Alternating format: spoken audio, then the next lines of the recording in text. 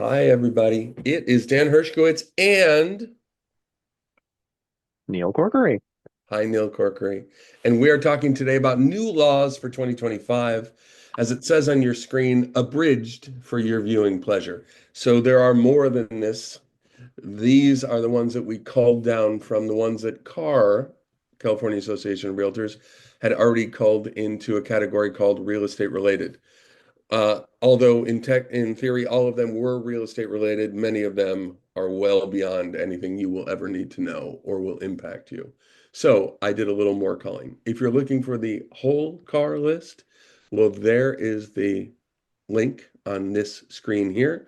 And you can find this when you go to car.org on the legal section. You'll see, follow some prompts, and you will find new and revised laws for 2025. All right, let's do the highlights, shall we, Neal?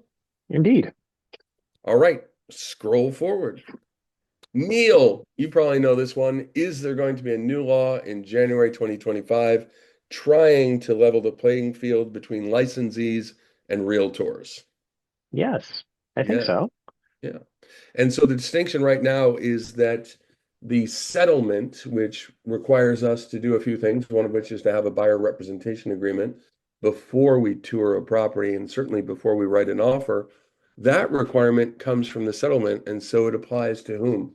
All realtors, about 200,000 here in California, and any non-realtor licensee, of which there are about 300,000 in California, but only those who are members of an MLS. Why? Because one of the MLS rules for all of the MLS is enforcing this particular settlement rule. And so if you wish to join an MLS, even if you're not a realtor, you must agree to have a buyer representation agreement in place before you go and show a property.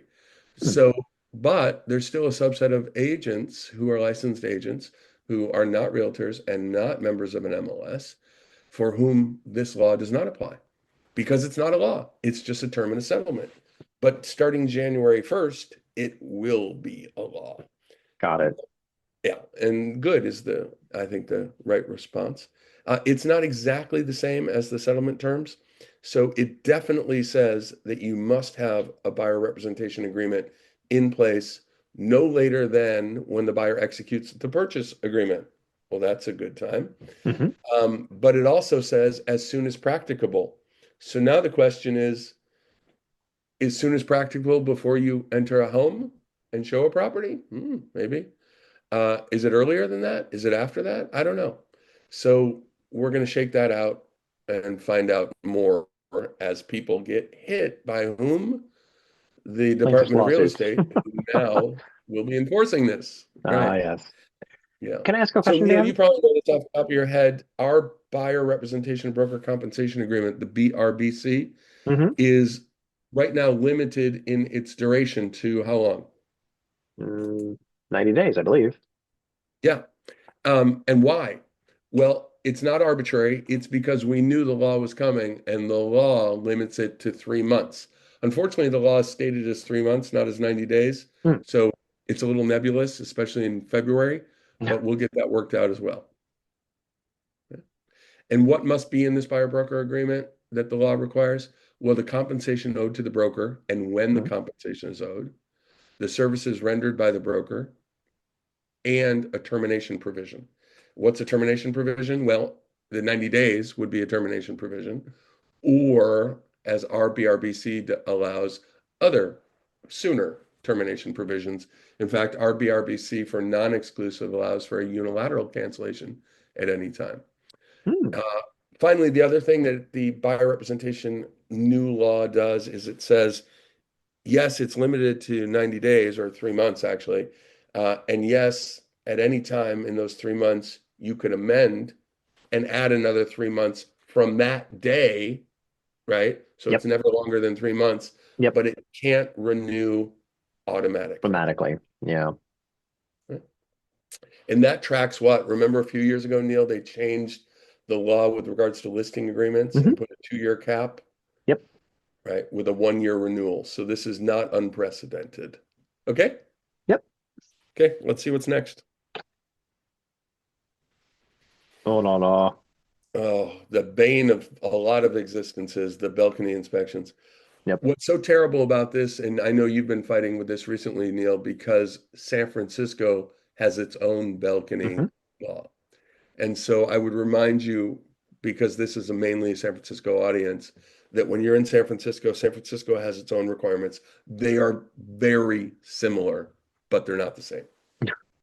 Um, Infuriatingly so.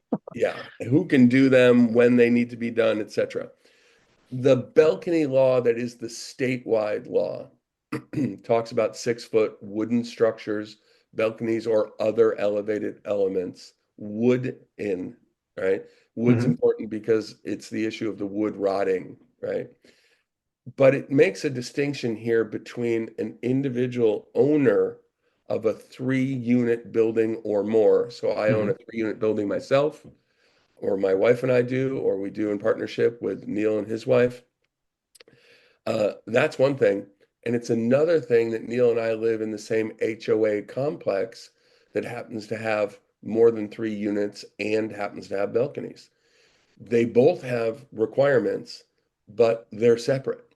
And so this is a reminder of why and how they're separate, because the portion that applies to individuals was set to start on January 1st. And so Hmm. by January 1st, 2025, anyone who owned a 3+ unit building must have had one of these balcony inspections.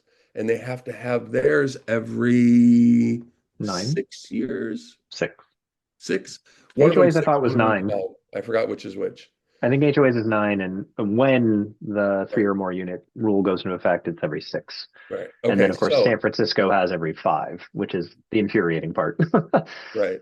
Yeah. Okay. So there we go. There's another example. So to comply with the state law, if you're an individual who owns a 3 unit building, a 4 unit building, an 8 unit building, and you have elevated structures that are made of wood, every 6 years you need to get a specialized inspection by a person authorized to do it, and not everyone is authorized to do it. And if it shows dangerous conditions, you have so much time to make the changes. All right. That law is pushed back 1 year. And so for individual owners, it doesn't start January 1st, 2025. It starts January 1st, 2026. In large part, a recognition that there aren't enough inspectors right now and that people are scrambling. HOAs are scrambling. But the Hmm. HOA law has not changed. It does go in effect on January 1st, 2025. And so for those of you who are selling condos right now, many of them will have had these inspections, right? I just want to caution you of one thing. That obligation is the obligation of the HOA, not the individual condo owner, even if the balcony is their unit. Now, Hmm. what I haven't heard where the balcony is their unit and it's their exclusive use. The way I read the law, it's still the HOA's responsibility. But I wouldn't be surprised if some HOAs were trying to say, no, no, no, you need to do this on your own. I don't think that that's the law the way that I've read it in my discussion with the car attorneys. But I wouldn't be surprised if some HOAs were not having these inspections, right? And that could be a problem. And so when you're selling a property and you're using either the car form or the San Francisco form, you're going to be asked some questions. Do you have in your possession an inspection, which is a wooden balcony disclosure? That's true for a condo owner or for an individual owner. If you have that inspection, because your HOA has provided that to you, even though the law doesn't require that you do the inspection, you need to give that inspection, right? All right. Hmm. And failing to do that and only doing that later would be a new material fact, right? The problem becomes that if you were completely unaware as an owner of a condo, whether or not your HOA has done this inspection, Hmm. it's very possible that the HOA will not have made that inspection available to you, the owner, and therefore it never gets disclosed to the buyer. Why? Because the HOA has certain documents which they must disclose in a transfer, but those Hmm. aren't reports. The only thing like a report is a reserve study. The rest of it is just information, right? It's the meeting minutes, it's the CC&Rs. It's not reports of the physical condition of the property, right? The Hmm. reserve study, if they have one, may have been done after the balcony inspection and therefore may reference it, right? But you may or may not, as a buyer, ever get this. Here's where the real problem comes.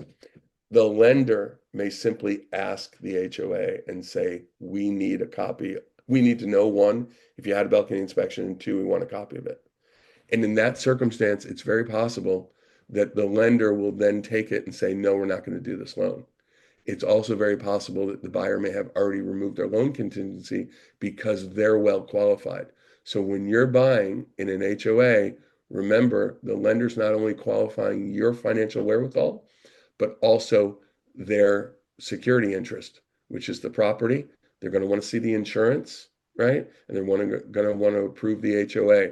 And so don't remove that contingency until you know that the HOA has also been approved, or remove the contingency subject to approval of the HOA. Question. Yeah, So if you could reiterate that point, I think it's worth expounding upon. So which contingency am I not supposed to remove? Is it my financing contingency? Is it my review of the HOA docs? Is it an that's inspection contingency? What sure. would you recommend? So I would say I would be very concerned about removing my loan contingency.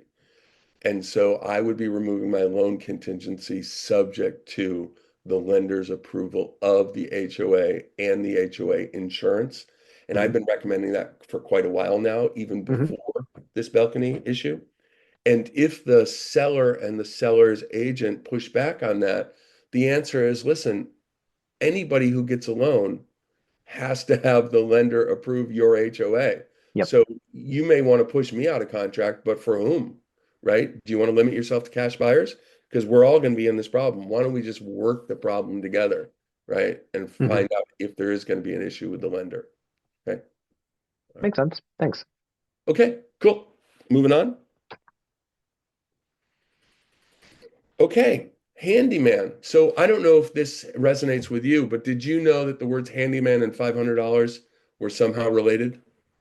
I did, except I'll be honest, in my head it was $600, but maybe that's a taxing thing. Maybe you have to give a 1099 to an independent contractor who does more than $600 worth of work. So That is that's just true. me.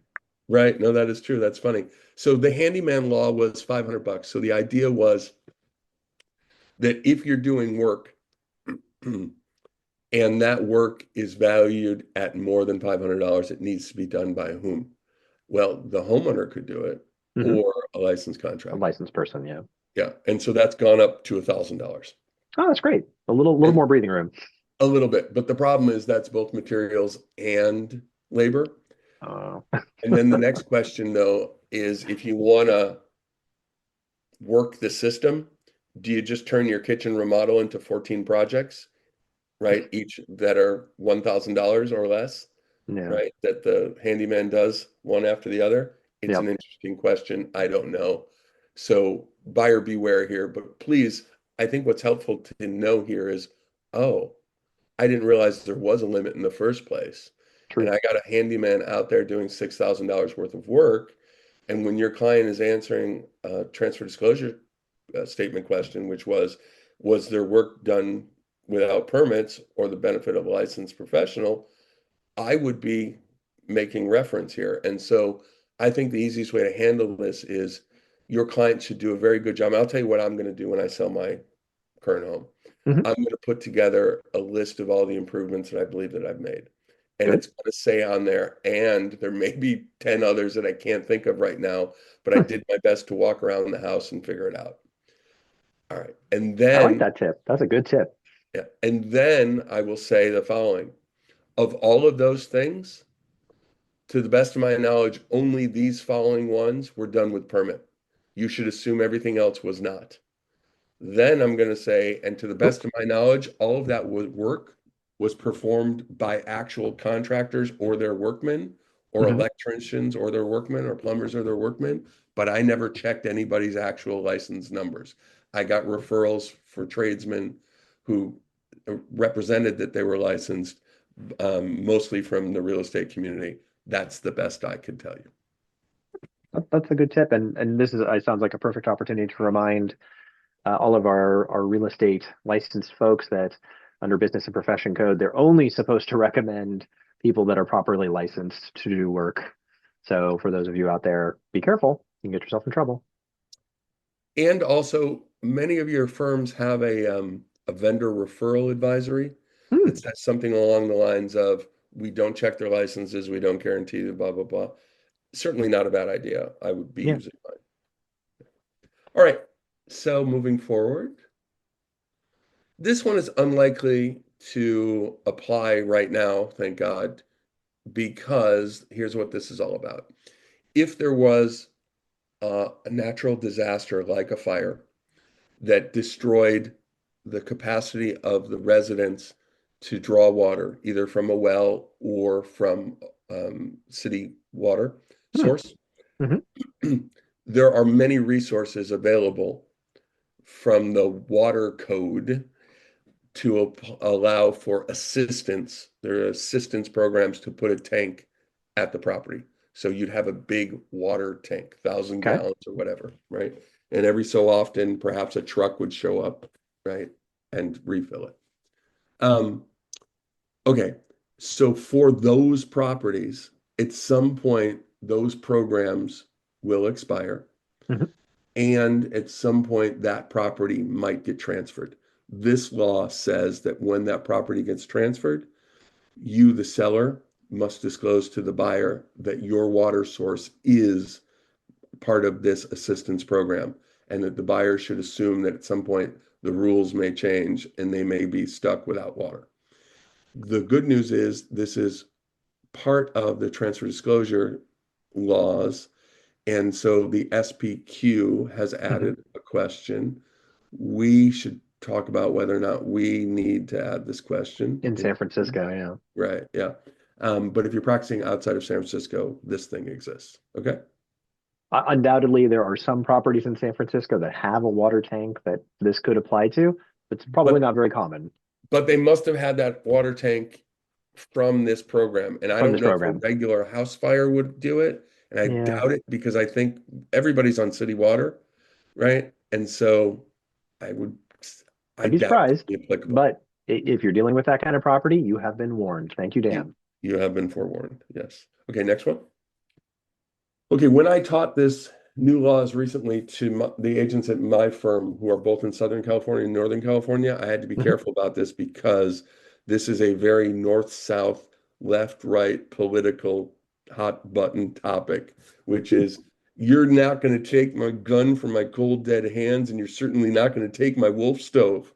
But this law says that if in the future there's either a state law or a local ordinance that says not new construction has to be built with electric appliances only, but you have to retrofit your current home for either gas or propane appliances and turn them to electric. Mm, If that happens, then you must disclose that existence to the buyer if you're aware of it as the seller, or look here in red at the top, or if your agent is aware of this law.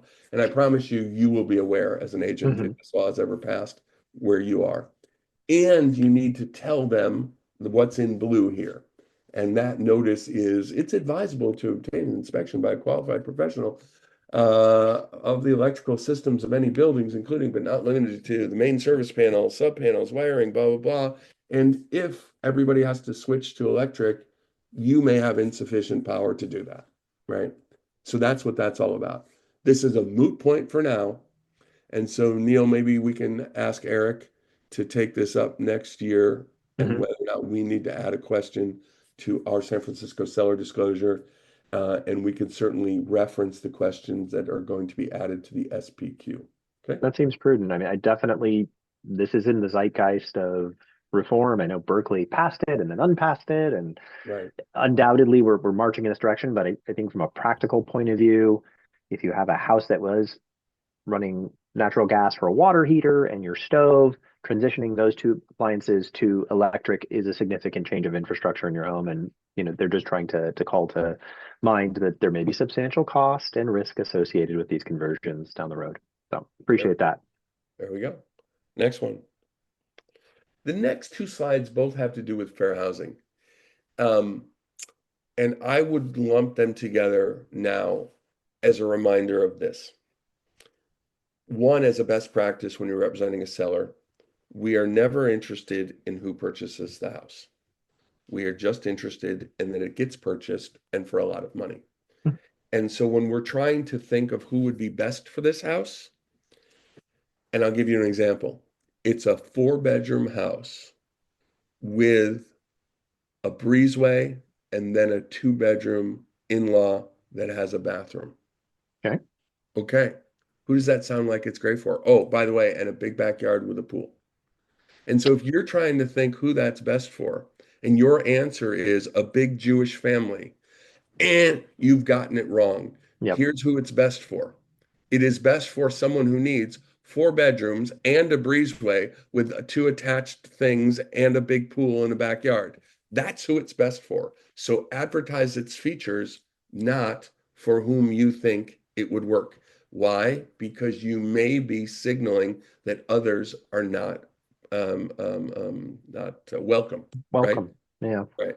And so this is the same concept of it's near a church. That's wonderful. I'm glad that it's near a church. But by advertising that, what are you signaling, right? That perhaps you have a preference for people who like a church. Now, Hmm. can the buyer discriminate based on where they want to live? 100%. So the buyer can say, I want to live within walking distance of my temple. Why? Because I'm Orthodox and I only walk to temple, right? Hmm. So great, they can do that. But it's the opposite that can't happen. And so that's a reminder. What has changed in this law? Well, this law is reminding us that in all aspects of our lives here in California, not just in housing, but also in employment, um, and California business establishments of any kind whatsoever, when you're talking about discrimination against a protected class, it's not just against the protected class, but it's also reminding us its traits associated with that class or race in particular. And so you could say, I don't discriminate against, and here's the example that the law actually cites, I don't discriminate against African Americans or Black people. Why?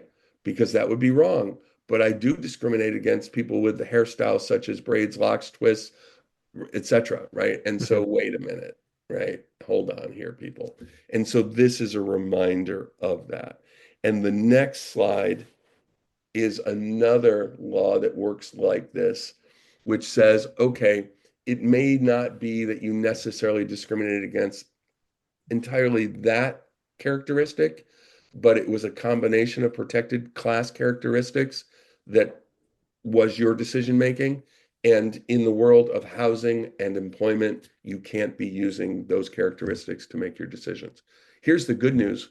You can always discriminate based on money, right? And so feel free to be greedy, right? The question is, who's going to give us the most money? Okay. All Great. right. Thank you for the reminder. I appreciate it. All right. Neal, quick question for you. Hmm. Does a landlord have an obligation between tenants to change the locks? No, not that I'm aware of. Right. And you are right. So that's good. So we're starting there. However, if your tenant has had, unfortunately, been the victim of domestic abuse, right, Hmm. and asks you to change the locks, obviously, in particular, because the perpetrator has keys, right, Sure. the answer is you got 24 hours to do it. And if you don't do it, they can do it and then do a repair and deduct. Okay. Can you screen tenants and ask them, have you been the victim of domestic abuse? Because you don't want that quote in your place. I'm going to assume no. Right. And this reminds us that you can't do that. Okay. All right. So we can't discriminate against somebody because they've been a victim, right, Hmm. of domestic abuse, even if you can statistically show that this person will cause you more agita and more blah, blah, blah, and blah, blah, blah, blah, and expense. Sorry, it doesn't work that way. Okay. Um, And then there's some penalties for tenant screening violations, fines, and there's the repair and deduct concept. If you don't do it, the tenant can do it. Okay, Okay. Good to, all right, good to know. that's that one. Okay, this is a mess. So I think the answer here is going to be one of two things. Tell your landlords until this gets better explained and resolved, perhaps with a really good, clear guidance from CAR in one of those one-page sheets, right? Hmm. Quick guide, that maybe we don't charge the $37 for the tenant screening fee, right? We can do without the $37 on this $7,800 a month apartment that I'm A leasing, permanent warehouse, yeah. right? So maybe we just do without it. Why? Because now there's a whole concept that you got to give the money back if you haven't done a few things and they haven't gotten the property. And it just gets complicated. And so one of the things is if you want to keep the $37, one is the apartment has to actually be available. So if you've already rented it and you're still collecting $37, guess what? You can't do that. Can't do that. Right. I would hope. Yeah, Um, Next is, believe it or not, if you don't want to have to give it back, then you have to go about renting your apartment using this method. And by the way, I've actually recommended this method. This isn't an outrageous method, but the method is find ahead of time non-discriminatory criteria for whom it is your rental property owner landlord. wishes Yep. to rent the property to, meaning someone with a credit score of at least this, someone with job security of these many days, someone with a debt to income ratio of whatever it might be that's non-discriminatory, right? Hmm. Um, Set that forth and then take applications as they come in order. And the first one to meet all of those gets the apartment. If you do it that way, then you don't have to give back the tenant screening fee. Got it. You don't do it that way, you have to give back the tenant screening fee. And then there's all these things about how to give back the tenant screening fee. And so that also reminds me, don't even do it. Don't do the tenant screening yourself. Outsource it. Let Rent Spree figure out what this new law requires, right? Or one of the other companies that does this. And so for my agents, I'm telling them, please get out of the business of tenant screening, right? It's only going to create liability for you, right? Either discrimination liability or your client is going to be mad at you someday when this person stops paying and they're going to be like, I thought you screened them, right? Yeah. So just get out of this tenant screening business, use Rent Spree. You can, in fact, it's referenced or something like that is referenced in the lease listing agreement that your client is giving you permission to do that. And that's the way you're going to do it. So Yep. find that, do that. Okay. Terrific. Great tips. Thank you. All right. Speaking of landlords, so one frustration of many tenants is that they don't have good credit. And it's ironic for these tenants that if they ever didn't pay their rent on time, the landlord would be very quick to report them to the credit reporting agency, but never once have reported them for their wonderful positive paying on time, Hmm. which could help them build credit and may help them actually buy a house rather than rent forever. So the legislature, actually, yeah, the legislature, the Assembly Bill 2747 says, oh, yeah, let's make the landlord report positive credit to the credit reporting agencies. And what does that mean? Well, the law says exactly what that means. Here's the good news. It only applies to big landlords. And so it applies to 15 plus unit buildings Okay. and applies to investment trusts, corporations, LLCs with at least one member who is a corporation, and they must own at least two residential buildings. Why that combination of craziness? Well, I think that just means that they're in the business of being a landlord. They're Got not, it. right? Yeah. So for those people, they actually have to tell the tenant, yeah, you can opt into this system and ask us to report your good credit. So they have to put into the lease or send a separate notice to the tenant that says, oh, and by the way, so the CAR lease will be amended as such, right, to reference this. And I'm Hmm. sure the San Francisco Apartment Association will be on top of this as well. Makes Okay. sense. All Can I right. ask a question about this? Yeah. So, just to make it extra clear, if I'm an individual and I own an apartment building with 7 units and I own another building that has 9 units, and it's either in my own own an LLC or I'm a single member LLC, I'm not a corporate owner, this rule doesn't apply to me, even though Yeah. technically I have more than 15 units or technically I own it in an LLC. It is specifically going after entities where it's a building with 15 or more units and, pardon me, more than 15 units because you said 15 plus. And there's at least one corporate member owner.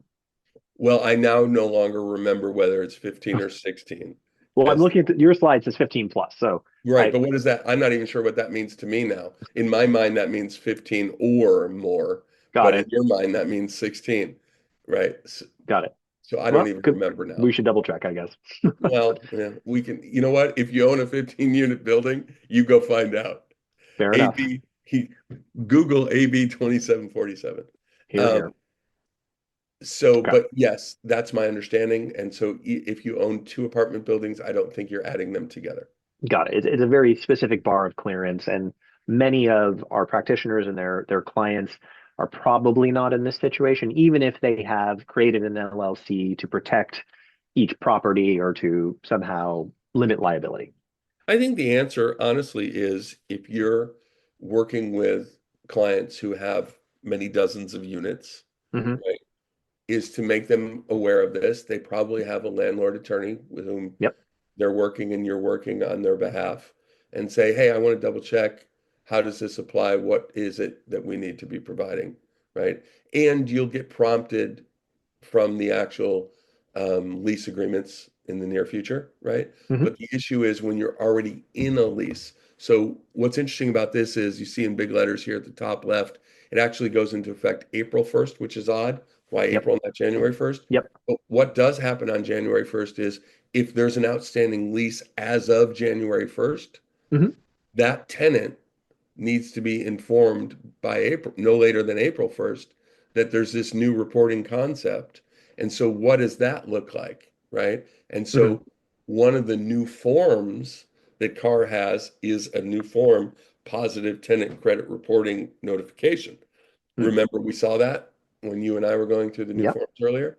And so CAR has a new form that addresses this. And by the way, it probably tells us the 15 plus unit thing Yeah. as well. Makes sense. Okay. Can I ask another question? Sorry, Uh, this is fascinating to me. Let's say I'm a landlord and I want to give positive reporting to my tenant, but the law doesn't apply to me. How do you have a sense of how one would go about doing this? Well, that's the funny thing, right? So I'm very curious. So it's one thing to set a law, and it's another for the private companies, right? The Hmm. reporting agencies to actually have a mechanism for this. I have no idea, Hmm. right? Would I be surprised that the California legislature didn't check to, right before they pass this, or were hopeful that this would be added and that they put Yeah. pressure on them? So I really don't know. Oh, well, I guess we're going to learn a lot about this in the next 12 months. Somebody will. Yeah. Interesting. Thank you, Dan. Yeah. Mhm. Okay, so I don't know about you, but I was lucky enough to buy a pocket camera, and I bring that pocket camera with me everywhere. It's called my phone. And Oh, so, in doing a move in or a move out inspection and writing down and trying to describe the condition of the floors and the carpets, because later the landlord wishes to retain part of the deposit because it's more than normal wear and tear, yep. wouldn't it be nice if we had a reference photo, right, to compare it to? Sure. And so this says, hey, guess what? Starting April 1st, 2025, you want to retain part of the deposit because you're saying that the carpets or the walls or the floor, that something was done beyond normal wear and tear. Well, you Hmm. better have a reference photo. Otherwise, you're out of luck. And that's for new leases effective April 1st. What about That is somebody a that good question. I moved would in previously? presume that if you've already done the move-in inspection, right, that You're you, covered by the old rules. right, yeah. That's a Got good it. question, but I gotta presume that. Yeah, makes sense. So I have a big little thing down there Oh, that's all right. When I sorry. presented this to my office, I work for a company called The Agency, and you see in gray down there, it says the agency does not provide property management services. Um, this is true of so many of your agencies. Hmm. So I would warn you, caution you, whatever it is, that when you're a lease listing agent, find out from your broker whether or not they'll even allow you to do the move-in inspection. We at my firm have said, listen, the move-in inspection probably is property management, and we don't have E&O for property management. We don't let our agents do property management, but it's very hard to tell the RPO, the rental property owner, that you're not going to do the move-in. But we have an addendum that goes with each lease listing that says we don't do property management and we won't do a move-out inspection, right? That's for you Hmm. or your property manager to do. But if we do a move-in inspection, let's make sure that we provide it to the client with attachment of the photos. Okay. Oh, good tip. Thank you. Okay, we are almost there. There are only two more. Hmm. This one could be a good way to get business. So here's the story on this. If there is a notice of trustee sale and a foreclosure, and that notice of trustee sale is more than 5 days out, then if you present the trustee with a newly signed listing agreement, it automatically pushes off the sale 45 days. Hmm. I know. And if you provide the trustee at any point forward with a signed contract between buyer and seller, another 40 days, another 40 days. So Okay. you may have just pushed off, in theory, the sale by up to 85 days. So why would this be really of interest to you? Well, there's nothing that says you couldn't go to your favorite title person and say, can you search for me, please, all of the distressed properties that have a notice of a trustee sale? And I'm going to start making some calls and I'm going to tell some of them, hey, I see that your trustee sale is in 6 days. If you sign a listing agreement with me today, I will sell that property, help preserve any equity that you might have, and automatically push the sale off by 45 days. How does 45 that days. sound? Yeah. Very attractive to me. Yes. So maybe you and I can do this as a side biz. I feel like this is, yeah. New leads, everybody. You Our learned new it here. side hustle. Yep. Okay. And finally, very important in San Francisco for all of you that sell homes with swimming pools. By the way, the rumor has it that there is literally one home in the Sunset with a pool. Um, I have looked at the satellite maps. I have not found it yet, but I'm still looking. Where's Waldo? Right. He's in the pool in the Sunset. Okay, so here's what you need to know. There are 7 requirements for pool safety. They've just changed a little bit. And the way the law has changed them a little bit is to tell you that you don't, the law says that in many circumstances you need 2 out of 7. So if you're doing substantial work at the house, you need to have 2 out of 7. If you're doing new construction or the pool is new, it has to have 3 out of 7. Hmm. If you're a 2 out of 7 person, as an example, you don't satisfy the 2 out of 7 if one of them is an alarm on a door. That's one, because that's a thing, a door that leads to the pool. And the other is a self-locking mechanism for that same door. That same door does not, right? And so this tells us, by the way, that's not kosher anymore. Okay, so people are trying to find loopholes. It reminds us, no. But it also tells us that although home inspectors are not licensed, this law says if you are doing a home inspection, and although you don't have a license, but if you're getting paid to do a home inspection, your report must include a list of all of the drowning prevention safety features. And so we know of 7 for sure, there could be more. It must note if each safety feature is in good repair, operable as designed, and appropriately labeled. I'm not sure what the labels are about. Hmm. Okay. Yes. So for those of you who have transacted in properties with pools and there is a home inspection, your client can and should be getting quite a bit of information about the safety measures related to the pool. Okay. Good. All right. Again, good luck with all those swimming pool listings. Yes. Good luck with that. And let's see what the next 2 slides say just for fun. All right. Next in the legal update, yeah? No, I just want you to show the next slide. Oh. Oh. Yeah, that's happy. And then finally, the next one. Okay, so thank you for indulging me. And if these get edited out, I totally understand. No, But we're leaving that, them in. okay, We got to close on a high note. Thanks, all right. everybody. So that is it for today. Are we going to say goodbye? Yeah, I think so.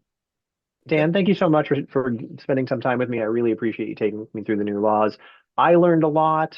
I'm sure our practitioners have learned a lot. And of course, we are very grateful to you and all that you do for the association. Thank you so much. My pleasure to you, Neil, and we will see you soon for our class in forms. Here, here. Okay. Thank you.